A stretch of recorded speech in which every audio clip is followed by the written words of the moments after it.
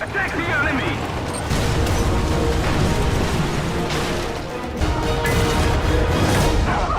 Victory is ours! Hey everyone, welcome back for some more War Thunder. Today is an interesting video. There's kind of a lot going on in this one. It starts out just a little bit slow, but it'll get really interesting in both the action and in the chat, and then it'll die off suddenly, and then it'll get interesting again.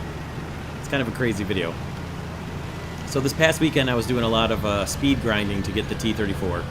No real spoiler there, I've already told you guys the T-34 was coming. So I don't get a chance to use my high-tier American lineup too often because I've had everything ground out, so I was happy to use it here, and my M551 trying to get to a fast position, and the M163 just runs into me and is basically countering every move I'm trying to make, which brings my tank to a complete stop and slows me down, totally negating the advantages of the M551. I don't really get what was going on there, except they certainly seem to be doing it on purpose. I don't know. Like, why drive in front of you because I'm in a tank and you're not, I guess? Anyway, like I said, like why would you spawn first in an M163? I don't get it. At least in a BSU-57, you've got some anti-tank capability. I can understand it as much as I hate it. But anyway, I will say this for him. He was really aggressive in the M163, as you'll see in a second. But first, check this out. Whoops! That was a little bit scary. And then suddenly it was not scary. Now, did you notice the barrel just suddenly isn't there anymore? Yeah, that's because the entire turret isn't there anymore. Quite a damage. So, there goes said M163. Like I said, he was really aggressive in it, definitely. I get a damage on a Leo up there. And then as the smoke is clearing, and now notice, I'm still reloading. This is very important that I'm reloading here from shooting that first missile. Zoom in on this Leo's turret, still reloading, think I'm dead for sure, just barely get my shot off. I thought for sure he was going to fire any second there. I can't believe I reloaded faster than he did. But anyway, like I said, it's very important that I was reloading there, and you'll see in just a second. So pull back into the spot here to reload again. The M551 doesn't have the world's fastest reload. And you'll want to start paying attention to chat here in just a second. And you'll see what I was talking about with the lot going on and the very interesting battle. So pull out again, the second Leo is still alive, get a hit into his engine, set him on fire. Now this poor T-10 right here, I would have liked to have gotten out there and helped him, but just, I mean, if you watch the reload, can't do much in an M551. It's not like I could pull out and block the shots from hitting him and save him with my armor. There we go. There's the chat I was talking about. Now, at first in the battle, I wasn't sure if he was being serious or not. I'm pretty sure he wasn't. You'll see. I'm pretty sure. At least I'm going to go with he wasn't. So, other Leo A1A1 reveals himself, pulls out just beautifully into position for me to light up his ammo. Get a second kill on a Leo.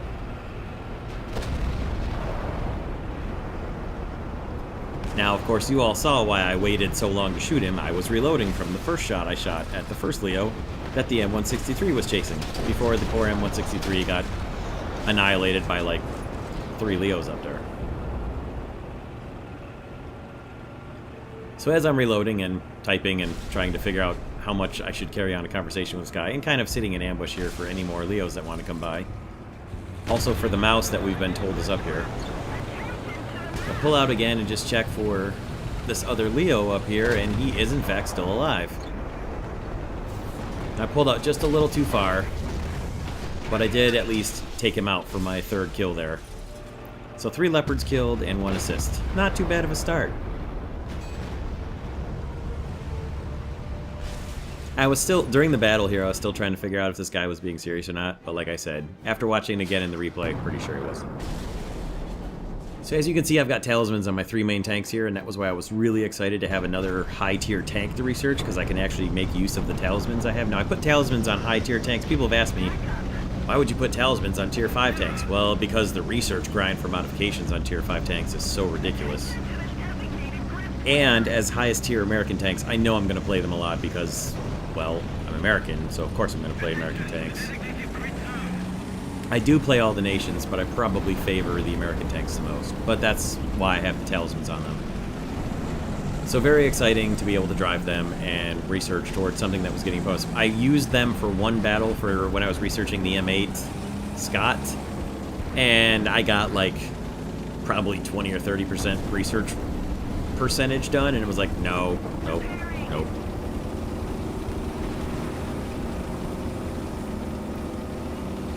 So here we go, moving on in towards the A point rather, to go cap it. Now you can see we've got a pretty good push here going with our team.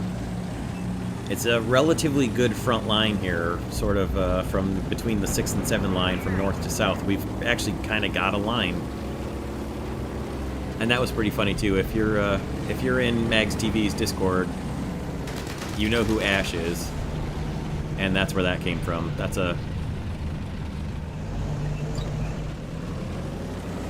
somebody I have in common on Mags TV's Discord there.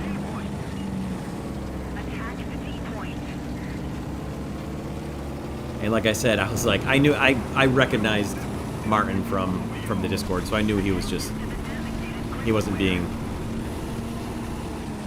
specifically rude or anything. So that's why I was like, I don't care, tell Ash whatever you like. Ash is one of my friends on my own Discord as well, so I just thought it was funny. The whole thing was pretty funny. So the video will get a little bit boring here.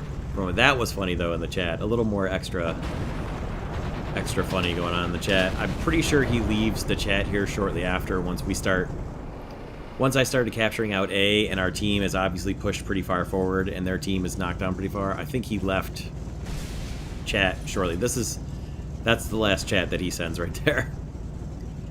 Like I said, a lot of interesting chat going on.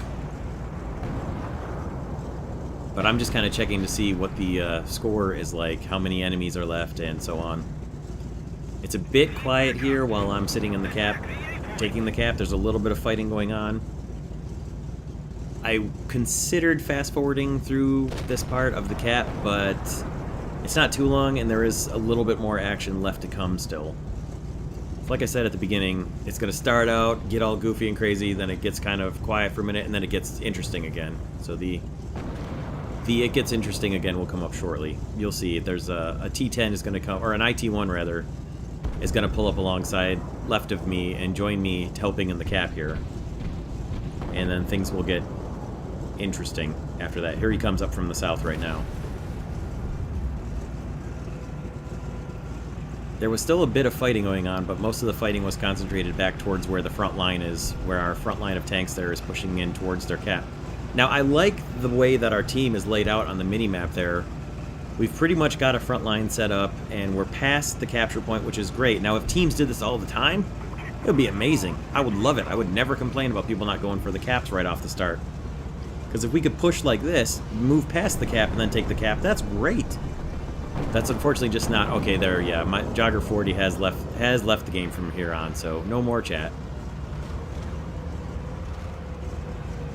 Like I said, it would be great if teams would do that. They just, most of the time, they don't. They either completely ignore the caps and just go to the edges and the sides and don't worry about whether or not we're losing our cap or taking the enemy cap, or they just drive right past the cap and totally ignore it, or they'll just sit and camp in one spot and not move until they die. And that's normally what happens. This was, thankfully, a good example of the team actually working forward in a nice, organized line, and then taking the cap and everyone coming towards on the cap and not having to ask for help. Now that bomb just comes out of nowhere, as I'm thinking the enemy team has got nobody left. Just out of nowhere, a bomb falls, and I look up and there's a BF-109 coming. Now watch this. I have absolutely no idea how and what happened there. I know I have a 50 cal machine gun that's got API and API-T rounds, and that's all I could think is, like, I must have killed his pilot out, because there's no way that plane just died from one hit like that. I have no idea. I thought for sure I was going to get called a hacker after that, but I don't know.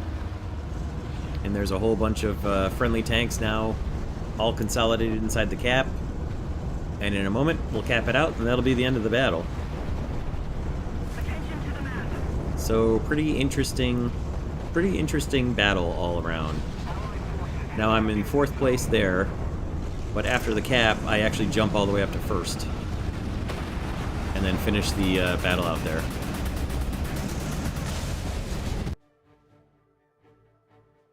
So we'll take a look at the final scores here. That capture boosted me from 4th place up to 1st. Now look at that research. Yeah. That was a good battle. Good battle for research towards the T-34. Now at this point I had 156,000 research left. I went on a grinding spree after that and knocked it out last night. So very late Sunday night into Monday morning I finished it up. So after I finish narrating out this video, I'm going to record the first 10 for it, and you guys will be able to see that this coming Friday. So here's all the battle log, which I think is funny that it still shows all the awards instead of just your own stuff, but there it is.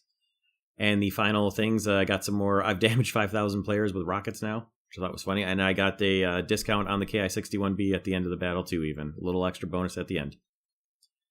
Thank you guys for checking this one out. I hope it was enjoyable. A little bit of an interesting Tuesday video for you. I got a bunch more videos coming. I should have one video coming every day this week. Don't forget to check out social media links. And thank you for stopping by.